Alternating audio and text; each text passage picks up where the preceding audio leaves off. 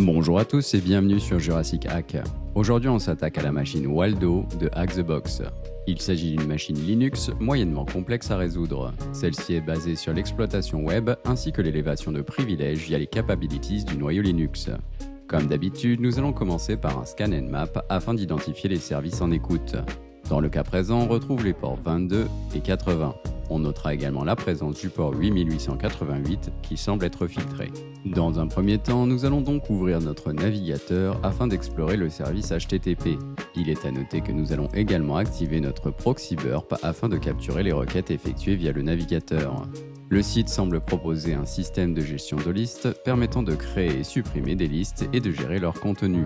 Après avoir exploré ces quelques fonctionnalités, nous allons donc ouvrir notre interface burp et inspecter les requêtes capturées.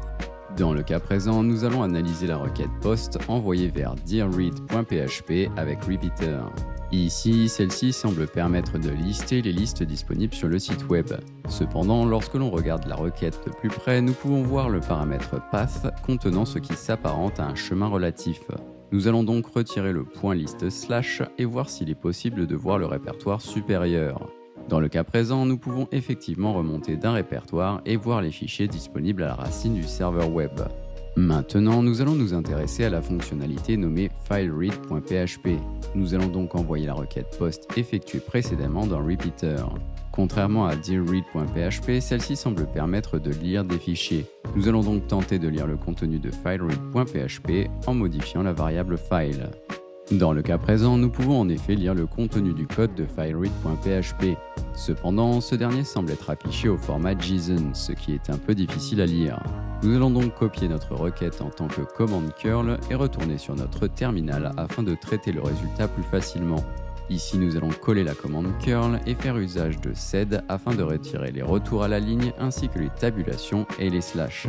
Suite à cela, le résultat devrait être plus simple à lire. Dans le cas présent, nous pouvons noter que le code effectue un filtrage incorrect sur le paramètre file. En effet, la fonction strreplace est utilisée afin de filtrer les tentatives de traversée de répertoire en supprimant les deux points slash ainsi que les doubles points. Cependant, strreplace ne filtre qu'une seule fois, ce qui veut dire que si l'on insère 4 points et 2 slash, le filtrage va tout de même laisser un point slash, ce qui va permettre une remontée de répertoire. Afin de valider notre théorie, nous allons retourner sur burp et insérer plusieurs occurrences de 4 points double slash afin de tenter d'accéder à etc/passwd. Ici, pas de doute, nous avons bien contourné le filtrage. Nous allons donc une nouvelle fois copier notre requête en tant que requête curl et retourner sur notre terminal afin de traiter la réponse. Après avoir fait notre filtrage avec sed, nous pouvons constater que l'utilisateur Nobody est un peu particulier. En effet, celui-ci dispose d'un répertoire Home et d'un shell. Pour votre information, Nobody est un compte utilisateur système spécial conçu pour exécuter des processus qui n'ont besoin d'aucun privilège particulier. L'idée est simple, si un processus est compromis, il ne pourra rien faire d'autre sur le système car Nobody n'a accès à rien. Sous Linux, c'est généralement l'utilisateur avec l'UID 65534. De plus, ce dernier ne dispose généralement pas de répertoire dans Home et son shell est souvent initialisé à NoLogin ou False afin d'empêcher toute connexion. Présentement, notre compte Nobody dispose d'un shell et d'un répertoire, ce qui est plutôt inhabituel. Nous allons donc retourner sur burp et venir inspecter le contenu de son répertoire Home. Nous allons donc rejouer la requête dirread.php en modifiant le paramètre path avec le chemin du répertoire de l'utilisateur Nobody. Dans le cas présent, nous pouvons voir le fichier user.txt mais surtout un répertoire .ssh. Nous allons donc ajuster notre requête et inspecter le contenu de ce dernier. Ici, nous ne voyons pas le fameux fichier ID RSA contenant la clé privée par défaut sous Linux, mais nous avons un fichier .monitor. Si l'on tente de lire ce dernier, le serveur nous renvoie la valeur false. C'est parfaitement normal car dirread.php n'est pas conçu pour lire les fichiers. Nous allons donc faire usage de la fonction fileread.php afin de lire le fichier .monitor. Ici, nous avons accès à une clé privée RSA, nous allons donc copier la requête curl et venir traiter le résultat dans notre terminal. Une fois le résultat récupéré, nous allons tout de même avoir quelques ajustements à faire afin d'utiliser cette clé. Nous allons donc ouvrir cette dernière afin de retirer les entêtes HTTP ainsi que les accolades correspondant à la réponse JSON. Une fois ces modifications apportées, nous pouvons sauvegarder la clé et ajuster les droits de celle-ci. Si tout se déroule correctement, nous devrions pouvoir nous connecter en tant que nobody sur la machine. Il ne nous reste plus qu'à venir lire le flag utilisateur. Maintenant, nous allons avoir besoin d'élever nos privilèges. Cependant, si l'on inspecte le contenu de la racine du disque, nous pouvons voir la présence d'un fichier Dockerenv. De plus, la commande ifconfig confirme la présence d'une interface réseau pour Docker. Enfin, si l'on exécute la commande netstat, nous pouvons voir que notre connexion SSH passe par le port 8888, ce qui indique que SSH est redirigé au niveau de l'hôte. Il n'y a donc pas de doute, nous sommes bien dans un conteneur. Cependant, nous pouvons toujours tenter de nous connecter au port 22 local avec notre clé SSH afin de tenter d'accéder à l'hôte. Ici, il semble que nous soyons en mesure de nous connecter à l'hôte, mais notre shell est restreint. Nous pouvons d'ailleurs confirmer cela avec le message d'erreur fourni par airbash ou restricted bash. De plus, notre jeu de commande est limité. Nous pourrions toujours tenter de modifier notre variable path, mais cela n'est pas possible avec airbash. Heureusement pour nous, il existe plusieurs manières de contourner le problème, et la plus simple est l'usage de l'option "-t" lors de la connexion SSH.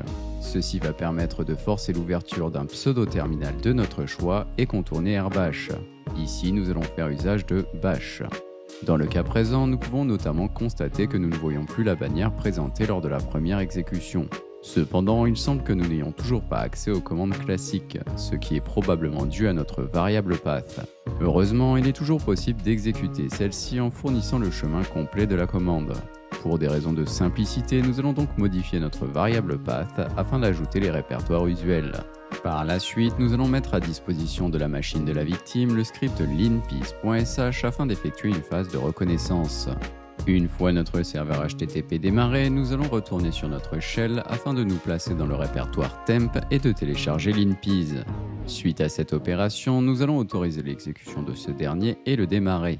Après l'analyse des résultats, nous pouvons constater que la commande tac dispose de la capabilities capdacreadsearch.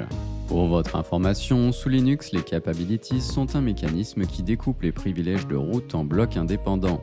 Au lieu de donner tous les droits à un programme via le bit SUID root, on peut lui attribuer uniquement la capacité précise dont il a besoin pour fonctionner.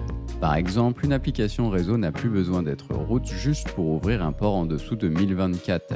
Elle peut simplement recevoir la capability capnetbindservice. Ce mécanisme renforce la sécurité car il limite la surface d'attaque en évitant d'exposer inutilement des droits élevés à des programmes qui n'en ont pas besoin. Dans le cas présent, la capability capdacreadsearch permet à un processus de contourner les contrôles d'accès, mais uniquement pour lire ou parcourir des fichiers et des répertoires. Concrètement, elle donne le droit de lire n'importe quel fichier, même si les permissions du système de fichiers interdisent normalement cet accès. Dans le cas présent, cela veut dire que tac peut lire le flag root. A noter que tac est en fait l'inverse de cat et permet de lire un fichier à l'envers. Cependant, ne vous faites pas de nœud au cerveau. Suite à l'exécution de tac sur le flag root, il est inutile de l'inverser. C'est tout pour aujourd'hui, j'espère que vous avez apprécié cet épisode. Si la vidéo vous a plu, n'hésitez pas à laisser un commentaire, à vous abonner à la chaîne et bien évidemment le meilleur cadeau que vous puissiez faire, c'est de partager et d'en parler autour de vous. Merci d'avoir regardé et à très bientôt.